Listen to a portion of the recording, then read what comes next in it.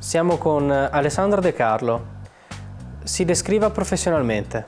Sono uno psicologo nell'ambito delle organizzazioni, insegno all'università e sono il presidente dell'Ordine degli Psicologi del Veneto e il segretario nazionale. A cosa associa la parola psicologia? Benessere, crescita. A cosa associano invece le persone che non fanno questa professione la parola psicologia? Molti la associano a malattia mentale, quindi una malattia molto che fa paura. Esistono degli stereotipi legati allo psicologo? Gli stereotipi legati allo psicologo sono principalmente legati all'associazione psicologo uguale psicoterapeuta e soprattutto psicoterapeuta uguale medico dei matti, quindi restringono il campo di applicazione dello psicologo. Un altro stereotipo è che lo psicologo non serve.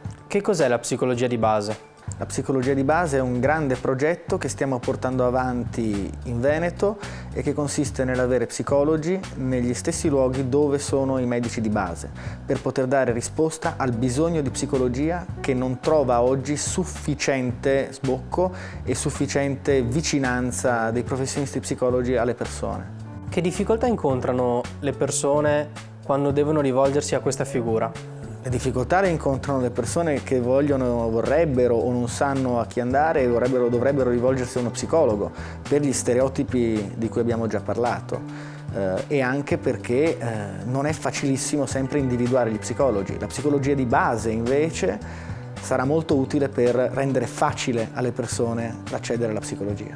Non pensa che in una fase di riduzione della spesa per quanto riguarda la salute e la sanità sia difficile poter pensare di trovare e utilizzare nuove risorse per nuovi servizi?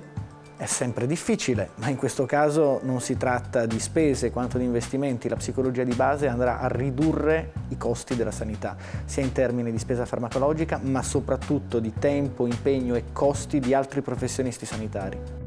Concludiamo e ha la possibilità di mandare un messaggio alla popolazione.